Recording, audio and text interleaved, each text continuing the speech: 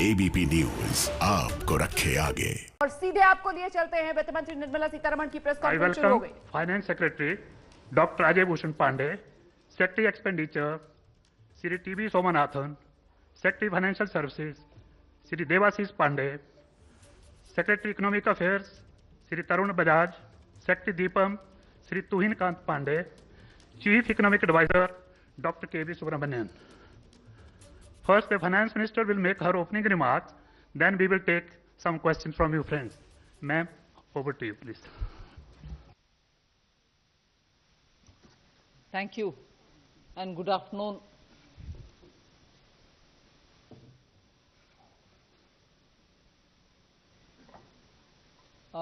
This budget, of course, comes at a time when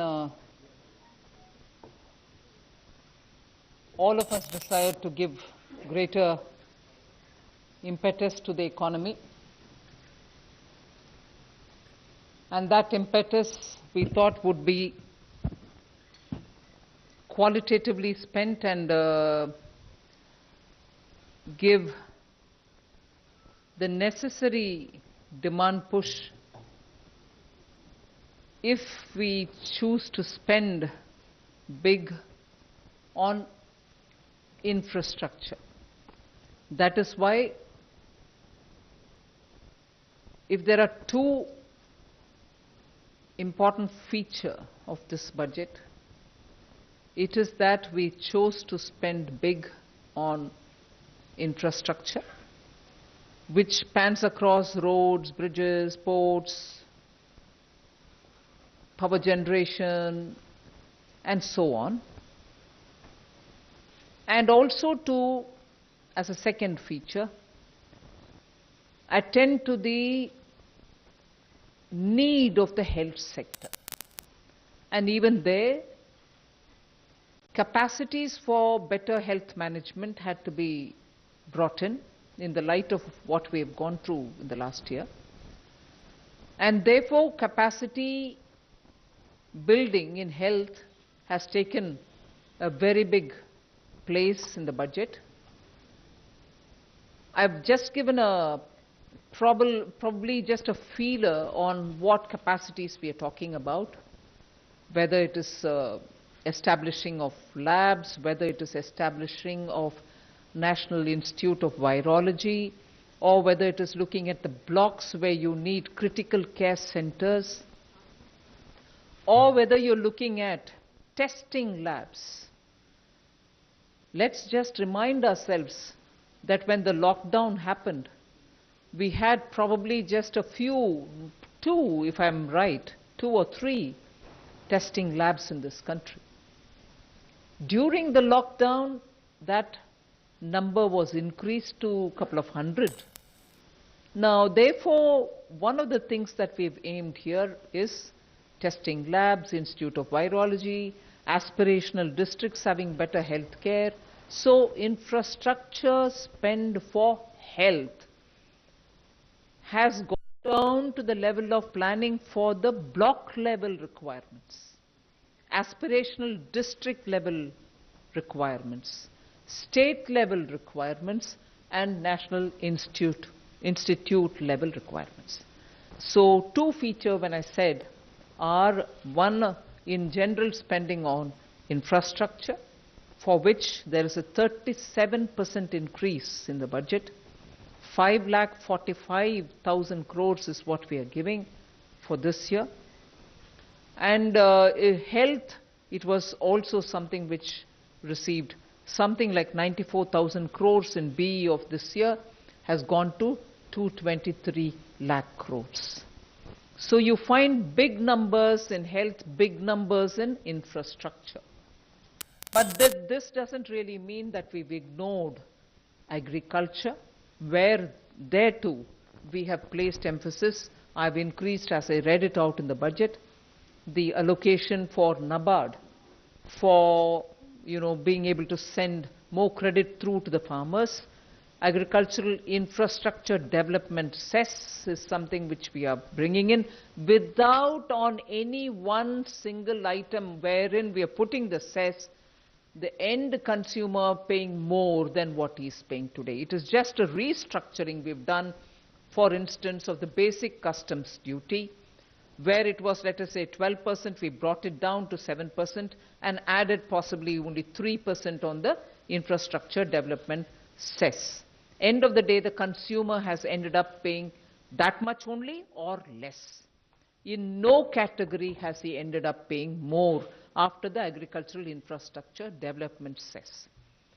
That we have done only because we wanted to be sure that in order to improve agricultural infrastructure, we have a dedicated amount coming out of the budget, rather than that going into the consolidated fund. It might still go, but we know what has got to be used for agricultural infrastructure.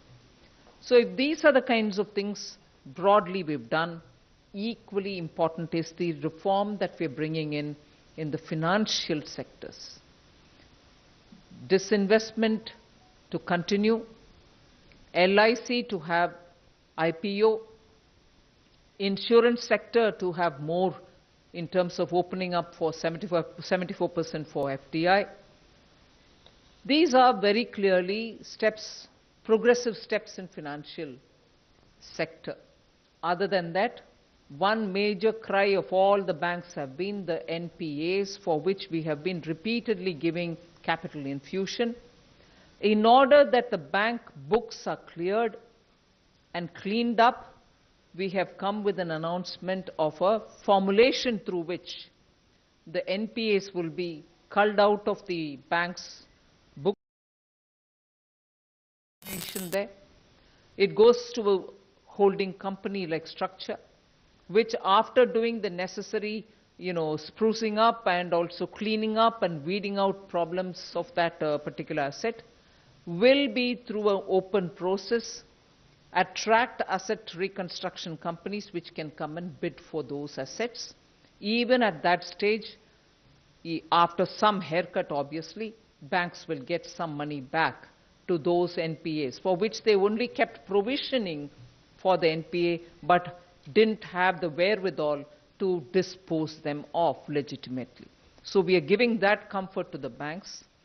And also for funding the infrastructural requirements, a development finance institution is being brought in. All lessons learned from the IDBI, which started as a DFI but later went on to become a scheduled commercial bank-like functioning and couldn't succeed at that, are taken on board. So this DFI, even as it comes with about a 20,000 crore given by the government, which with a little more every now and then added, will eventually be used for raising about 5 lakh crores in a matter of next 3, 4, 5 years, is a formulation where when the law gets passed on that, we will still have an opportunity for the private sector to set up their own development finance institution. So this country is not going to be, the needs of this country are such that just one development financial institution which is set up by the government will be adequately meeting up with the demand requirements. No, and therefore we see a future for a DFI which is partly funded by the government and raises capital from the market, is also competing with private sector DFIs. Largely this much. But very quickly I'll move over to talking about how we have not lost the opportunity to clean up government's own books. I had started it in July 2019-20, continued it in February 20, and even now we have made accounts more transparent. Nothing is pushed under the carpet. You're showing clearly where's the money going. Money given to FCI is also brought on board. So accounting of government expenditure and revenue statements are all now lots more transparent and open, and absolutely upfront stated the fiscal deficit, where everybody was advising, and rightly because everyone had concern that the economy should revive, advising us, please spend more. We not only ensured that the capital expenditure of the government was repeatedly reviewed and spending was encouraged and pushed, we ensured that the spending will not get delayed, and that is why even though we announced one capital expenditure amount during the BE, even that has gone up, that in the RE I had to make additional provisions for it. With that in mind, we have also increased the spending in the forthcoming year. As a result, borrowing increased.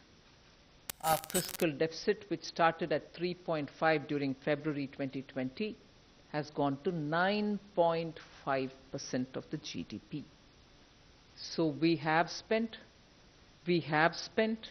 and we have spent. Otherwise, your fiscal deficit wouldn't have reached this number. But does that mean that we are going to show it and forget it? We've also given a clear glide path for deficit management and bringing it down. The Finance Commission has also been suggesting that we should be giving a glide path. We have given our glide path, I think, which broadly explains where we are, broadly gives you a broad picture. Specific items are also there about which we can expand, but I suppose in response to your questions. Thank you. Thank you, ma'am. 6.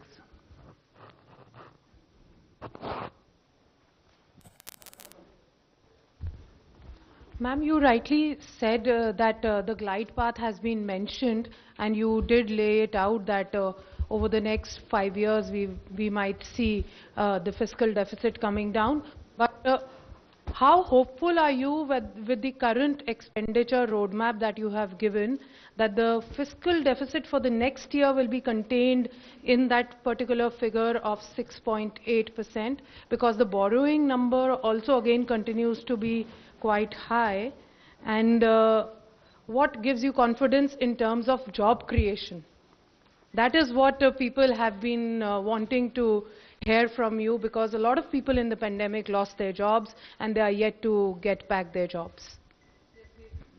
Haven't we announced an incentive scheme for people to join back and people to take their jobs back, for employers to take employees who were thrown out, to bring them back and have some money paid from the government for their EPFO and so on?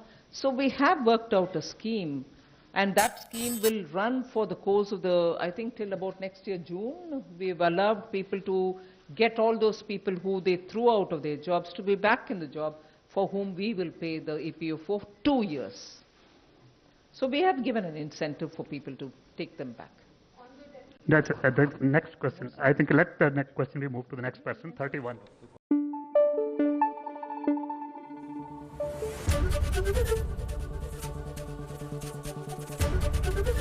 ABP news आपको रखे आगे।